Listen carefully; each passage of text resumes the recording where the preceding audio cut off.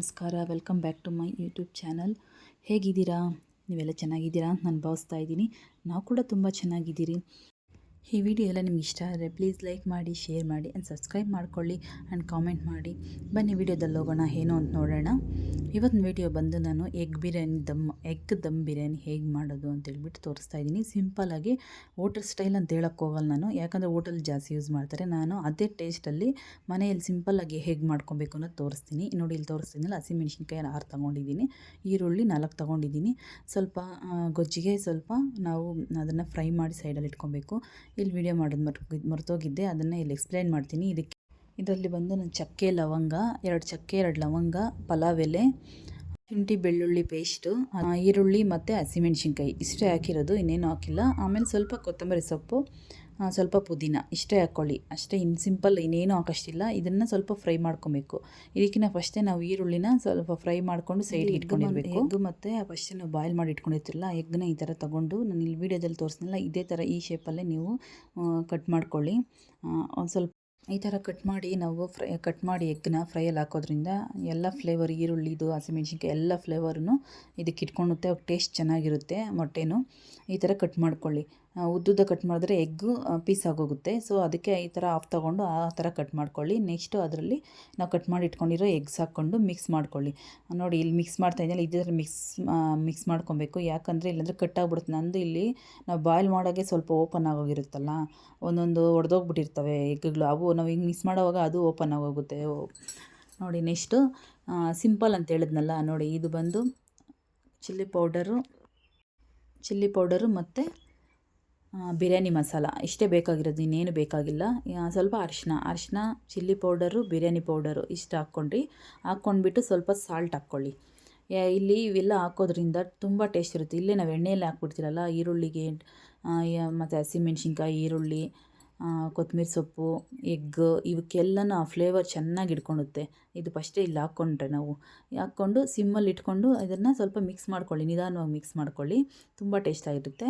Next ಸ್ವಲ್ಪ mix ಆಗಿದ ತಕ್ಷಣ ಇಲ್ಲಿ ಮೇನ್ ಇಂಪಾರ್ಟೆಂಟ್ ಬಂದು ಇದರಲ್ಲಿ ಮೊಸರು ಹಾಕ್ಬೇಕು ನಾವು, ಗಟ್ಟಿ ಮೊಸರು. ನಾನಿಲ್ಲಿ ಪ್ಯಾಕೆಟ್ ಮೊಸರೇ ಹಾಕ್ತಾಯಿದ್ದೀನಿ. ನೀವು ಮನೇಲಿದ್ದರೆ, ಮನೇಲಿ ಮಾಡ್ಕೊಂಡಿದ್ರೆ ಮನೆ ಮೊಸರು ಹಾಕ್ರಿ, ಇನ್ನೂ ಟೇಸ್ಟ್ ಚೆನ್ನಾಗಿರುತ್ತೆ.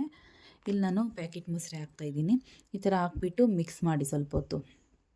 ಇದರಿಂದ ಮೊಸರಲ್ಲಿರೋ ಹುಳಿ ಅಂಶ ಎಲ್ಲನೂ ಎಗ್ಗೆ ಇಟ್ಕೊಳ್ಳುತ್ತೆ. ನೀವು ಬಿರಿಯಾನಿ ತಿನ್ನೋವಾಗ ಎಗ್ ತಿಂತಿದ್ರೆ ಇನ್ನೂ ತಿನ್ನಬೇಕು ಅನಿಸ್ತೈತೆ. ಬಿರಿಯಾನಿ ರೈಸು ಹಂಗೆ ಇರುತ್ತೆ, ಎಗ್ಗು ಹಂಗೆ ಇರುತ್ತೆ ಟೇಸ್ಟು. ಈ ಥರ ಮಾಡ್ಕೊಂಡಿದ್ದ ಇಲ್ಲಿ ಇನ್ನೊಂದು ಬಂದು ಫ್ರೆಶ್ ಕ್ರೀಮ್ ಇದ್ದರೆ ಫ್ರೆಶ್ ಕ್ರೀಮ್ ಹಾಕ್ರಿ. ಅದಿಲ್ಲ ಅಂದರೆ ಗಟ್ಟಿ ಹಾಲಿರುತ್ತಲ್ಲ, ಗಟ್ಟಿ ಹಾಲಿರೋದು ಒಂದು ಹಾಫ್ ಗ್ಲಾಸ್ ಹಾಕ್ಬಿಟ್ಟು ಮತ್ತೆ ಮಿಕ್ಸ್ ಮಾಡಿ. ನೆಕ್ಸ್ಟು ನಿಂಬೆ ರಸ ಈ ಥರ ನಾನು ನೋಡಿ ಸ್ವಲ್ಪ ಹಾಕ್ತಾಯಿದ್ದೀನಿ. ನೀವು ಜಾಸ್ತಿ ಕ್ವಾಂಟಿಟಿ ಹಾಕ್ಕೊಂಡ್ರೆ 2 ನಿಂಬೆಹಣ್ಣು ಹಾಕ್ರಿ. ಇಲ್ಲಿ ನಾನು 1 ನಿಂಬೆಹಣ್ಣು ಹಾಕಿದ್ದೀನಿ. ನಿಂಬೆಹಣ್ಣು ರಸ ಹಿಂಡ್ಕೊಂಡು ಹಾಕ್ಬಿಟ್ಟು ಸ್ವಲ್ಪ ಮಿಕ್ಸ್ ಮಾಡಿ.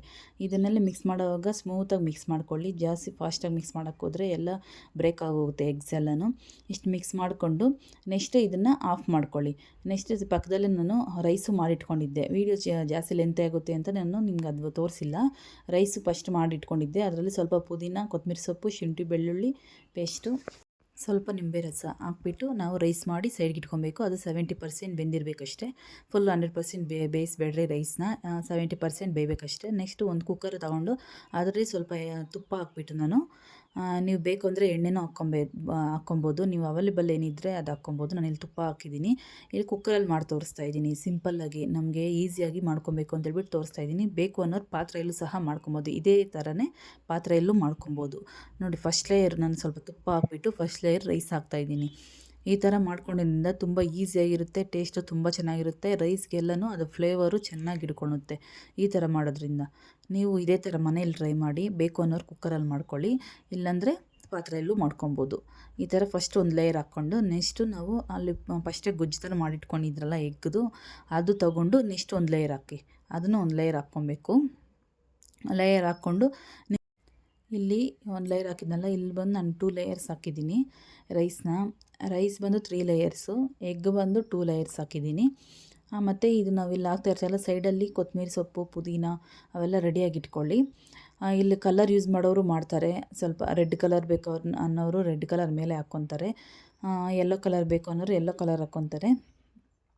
ಮತ್ತು ಕೇಸರಿ ಅಂತ ಅದನ್ನು ಹಾಲಲ್ಲಿ ನೆನೆಸ್ಬಿಟ್ಟು ಅದು ಹಾಕ್ತಾರೆ. ನಿಮ್ಮ ಇಷ್ಟ ಅದು. ನಾನಿಲ್ಲಿ ಯಾವ ಕಲರ್ ಯೂಸ್ ಮಾಡಿಲ್ಲ, ಯಾವುದು ಹಾಕಿಲ್ಲ. ನ್ಯಾಚುರಲ್ ನಾನು ಹೆಂಗೆ ಮಾಡಿದ್ದೀನೋ ಗೊಜ್ಜು ಅದು ಮಾತ್ರ ನಾನು ಹಾಕಿ ಮಾಡಿದ್ದೀನಿ. ಮಕ್ಕಳು ತಿಂತಾರೆ, ನಾವು ತಿನ್ಬೋದಲ್ಲ, ಅದಕ್ಕೋಸ್ಕರ ನಾನು ಇಲ್ಲಿ ಕಲರ್ ಯೂಸ್ ಮಾಡಿಲ್ಲ. ನೆಕ್ಸ್ಟ್ ಇನ್ನೊಂದು ಲೇಯರ್ ಆದಮೇಲೆ ನೋಡಿ ಇನ್ನೊಂದು ಲೇಯರ್ ಇಲ್ಲಿ ಎಗ್ ಹಾಕ್ತಾಯಿದ್ದೀನಿ. ಇಷ್ಟೇ ಸಿಂಪಲ್ಲಾಗಿ ನೀವು ಮನೇಲಿ ಮಾಡ್ಕೊಬೋದು. ನೀವು ಮನೇಲಿ ಮಾಡಿಬಿಟ್ಟು ಹೇಗಿದೆ ಏನು ಅಂತೇಳ್ಬಿಟ್ಟು ನನಗೆ ಕಾಮೆಂಟ್ ಮಾಡಿ. ನೀವು ಕಾಮೆಂಟ್ ಮಾಡೋದಿಲ್ಲ ಯಾರೂ, ಟ್ರೈ ಮಾಡ್ತೀರಾ ಇಲ್ಲೋ ಗೊತ್ತಿಲ್ಲ. ಟ್ರೈ ಮಾಡಿ, ನನ್ನ ವೀಡಿಯೋ ನೋಡಿಕೊಂಡು ನೀವು ಒಂದು ಸಲ ಟ್ರೈ ಮಾಡಿ. ಇನ್ನೊಂದು ಸಲ ಪದೇ ಪದೇ ನನ್ನ ವೀಡಿಯೋ ನೋಡಿ ನೀವು ಅಡುಗೆ ಎಲ್ಲನೂ ಇದೇ ಥರ ನೋಡಿ ನೀವು ಟ್ರೈ ಮಾಡ್ತೀರಾ. ಲಾಸ್ಟ್ ಲೇಯರು ರೈಸೆಲ್ಲ ಹಾಕಿದ್ಮೇಲೆ ಮತ್ತೆ ನಾವು ಫಸ್ಟೇ ಫ್ರೈ ಮಾಡಿಟ್ಕೊಂಡಿದ್ದೀರ ಈರುಳ್ಳಿ ಅದು ಫುಲ್ಲೂ ಒಂದು ಲೇಯರ್ ಹಾಕಿ ಮೇಲೆ ನೆಕ್ಸ್ಟು ಇಲ್ಲಿ ಪುದೀನ ಕೊತ್ತಂಬರಿ ಸೊಪ್ಪು ಇವು ಹಾಕ್ತಾಯಿದ್ದೀನಿ. ನೋಡಿದ್ರೆ ಎಷ್ಟು ಸಿಂಪಲ್ಲಾಗಿ ಮಾಡ್ಕೊಬೋದು. 5 ಮಿನಿಟ್ಸ್ 10 ಮಿನಿಟ್ಸಲ್ಲೇ ನಾವು ಎಗ್ ಬಿರಿಯಾನಿ ಮಾಡ್ಕೊಬೋದು. ಅಂದರೆ ಎಲ್ಲ ರೆಡಿಯಾಗಿ ಇಟ್ಕೊಂಡಿರ್ಬೇಕು ನಾವು. ಎಗ್ಗೆಲ್ಲ ಬೇಯಿಸಿ ರೈಸೆಲ್ಲ ಬೇಯಿಸಿ ಇಟ್ಕೊಂಡಿದ್ರೆ 5 ಮಿನಿಟ್ಸಲ್ಲಿ. ಅಂದರೆ ಆಮೇಲೆ ದಮ್ ಕೊಡೋಕ್ಕೂ ನೋಡಿ ಈ ಥರ ಆದಮೇಲೆ ಕುಕ್ಕರ್ ನಾನು ಇಲ್ಲಿ ಬೆಲ್ಟ್ ಹಾಕಿಲ್ಲ, ಬೆಲ್ಟ್ ಹಾಕ್ದಿರ ಇಟ್ಟಿದ್ದೀನಿ. ಆಮೇಲೆ ಅದನ್ನು ಸಿಮ್ಮಲ್ಲಿ ಇಟ್ಕೊಂಡು ಒಂದು 15 ಮಿನಿಟ್ಸ್ ಇಟ್ಕೊಳ್ಳಿ ಸಾಕು. ಯಾಕಂದರೆ ನಾವು ಫಸ್ಟೇ ಅದನ್ನೆಲ್ಲ ಕುಕ್ ಮಾಡಿದ್ದೀರಲ್ಲ, ಇನ್ನು 30%, ಇನ್ನು 15 ಮಿನಿಟ್ಸ್ ಇಟ್ಕೊಂಡ್ರೆ 30 ಮಿನಿಟ್ಸ್ ಫುಲ್ಲು ಕುಕ್ ಆಗುತ್ತೆ.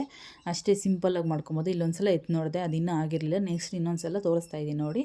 ಇಷ್ಟೇ ನೋಡಿ, ಇಲ್ಲಿ ಪರ್ಫೆಕ್ಟಾಗಿ ಆಗೈತೆ ಎಗ್ ಬಿರಿಯಾನಿ, ದಮ್ ಬಿರಿಯಾನಿ, ಎಗ್ ದಮ್ ಬಿರಿಯಾನಿ. ನೋಡಿ ಇಲ್ಲಿ ತೋರಿಸ್ತಾ ಇದ್ನಲ್ಲ, ಎಮ್ಮಿ ನೋಡ್ತಾ ಇದ್ದರೆ ಬಾಯಲ್ಲಿ ನೀರು ಬರ್ತೈತೆ. ಇದನ್ನು ನೋಡ್ತಾ ಇದ್ದರೆ ಅಷ್ಟು ಟೇಸ್ಟಾಗಿತ್ತು. ನಾವು ಹೋಟೆಲ್ ಸ್ಟೈಲಲ್ಲಿ ಹೆಂಗೆ ತಿಂತೀರೋ, ಹೋಟೆಲಲ್ಲಿ ಹೆಂಗೆ ತಿಂತೀರೋ ಹಂಗೆ ಇರುತ್ತೆ. ಹೋಟೆಲ್ ಸ್ಟೈಲಲ್ಲ, ಆದರೆ ಹೋಟೆಲ್ ಟೇಸ್ಟ್ ಇರುತ್ತೆ.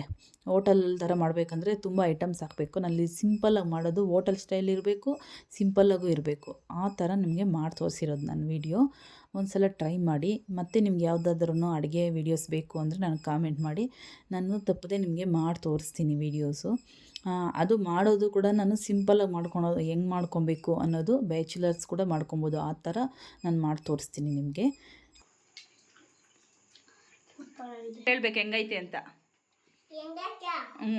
ಇವಾಗ ಹೆಂಗೈತೆ ಹೇಳು, ಹೆಂಗೈತೆ ಹಿಂಗೆ ಹೇಳು. ಈ ವಿಡಿಯೋ ಎಲ್ಲ ನಿಮ್ಗೆ ಇಷ್ಟ ಆಗಿದೆ ಅಂತ ನಾನು ಭಾವಿಸ್ತಾ ಇದ್ದೀನಿ. ಈ ವಿಡಿಯೋ ಎಲ್ಲ ಇಷ್ಟ ಆದರೆ ಲೈಕ್ ಮಾಡಿ, ಶೇರ್ ಮಾಡಿ, ಸಬ್ಸ್ಕ್ರೈಬ್ ಮಾಡ್ಕೊಳ್ಳಿ ಆ್ಯಂಡ್ ಕಾಮೆಂಟ್ ಮಾಡಿ. Thank you so much.